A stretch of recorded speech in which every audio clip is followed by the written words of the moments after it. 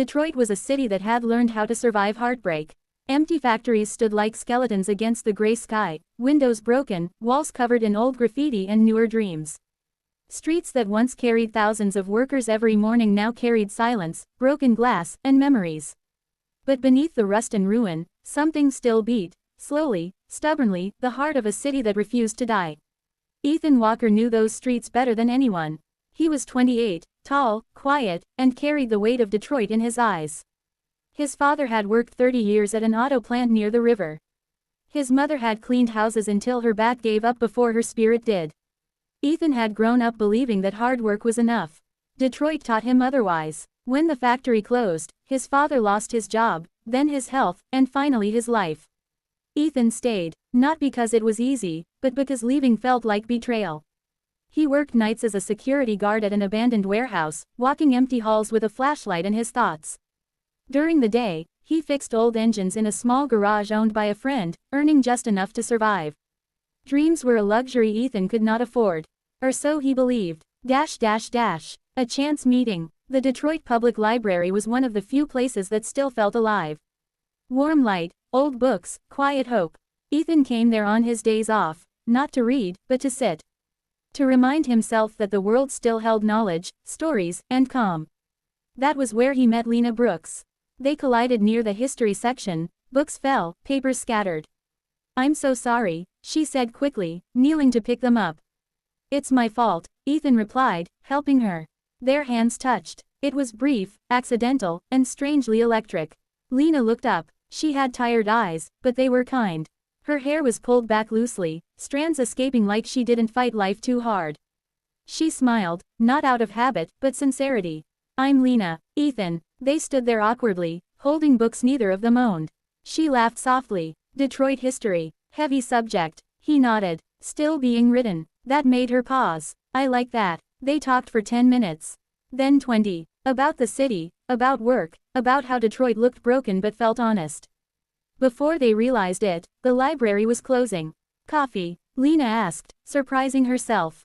Ethan hesitated. He always did, then nodded. "Yeah, coffee sounds good."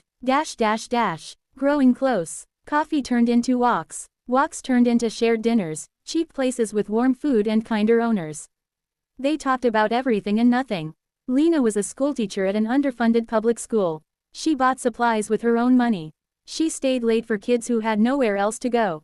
She believed education could save lives. Ethan admired that quietly. "You could leave," he once said as they sat on a park bench near the river. "Teachers are needed everywhere. So could you," she replied. "I don't know how." She looked at him. "You don't have to know yet." Detroit surrounded them, broken sidewalks, boarded houses, distant sirens, but between them, something gentle grew. Love didn't arrive loudly. It came slowly, like sunrise after a long winter night. Falling in love. Winter in Detroit was cruel. Snow covered the city's scars but did not heal them. Ethan and Lena grew closer in that cold. She brought him homemade soup when his heating broke. He fixed her car for free, refusing payment. They learned each other's silences. One night, sitting in Ethan's small apartment, the power went out. Darkness filled the room. "Well," Lena said softly, "romantic." Ethan laughed. "Detroit style." They sat near the window, city lights flickering back on one by one. "I'm scared sometimes," Lena admitted. "Scared this city will swallow me." Ethan looked at her. "I'm scared too." "Of what?" "That I'll never be more than this." She took his hand. "You already are." That was the night they kissed. Not rushed, not desperate, just real. Love felt dangerous, because it gave them something to lose.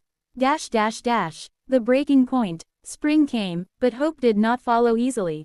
The garage where Ethan worked shut down. Another closure, another goodbye. He searched for work, but Detroit was full of men just like him, skilled, tired, forgotten. Bills piled up. Stress crept in. One evening, Lena found him sitting in the dark. "I got offered a job," she said carefully. "In Chicago. Better pay, better school." Ethan forced a smile. "That's great, but it's far," she said. "And I don't want to go without you." Silence filled the room. "This city is killing me," Ethan said finally. "I don't want to be the reason you stay stuck. So you're pushing me away."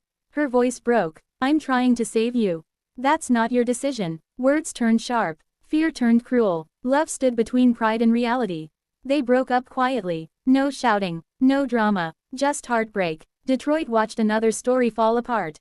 Dash dash dash. Time apart. Months passed. Lena stayed. She couldn't leave the kids. She opened a small after-school program in an abandoned community center. No funding, just faith. Ethan struggled. He took odd jobs, then finally enrolled in a city training program for mechanical engineering. It was hard, humbling, but it gave him purpose. They missed each other every day. Sometimes love doesn't die, it waits. Dash dash dash. Reunion. The community center opening was small. Balloons, kids laughing, hope in cheap decorations. Lena stood near the door, exhausted but proud. Then she saw him. Ethan, cleaner, stronger, still the same eyes. I heard you built something beautiful, he said. Tears filled her eyes. I tried. I was wrong, he continued. Love isn't something you protect by leaving. It's something you fight for. She stepped closer. I never stopped loving you. Neither had he. Dash dash dash. A new beginning. They didn't escape Detroit. They rebuilt inside it. Ethan got hired at a growing electric vehicle startup. Lena's program expanded with community support. Together, they helped kids, fixed engines, planted hope where ruins stood. Detroit remained imperfect. So were they. But love, like the city, survived. Dash dash dash. Ending. On a warm summer evening, Ethan and Lena walked hand in hand through the same streets that once felt broken. Do you regret staying? Lena asked. Ethan smiled. No, because love didn't find us in a perfect place. It found us where we were needed. Detroit breathed around them, and for the first time, it felt alive.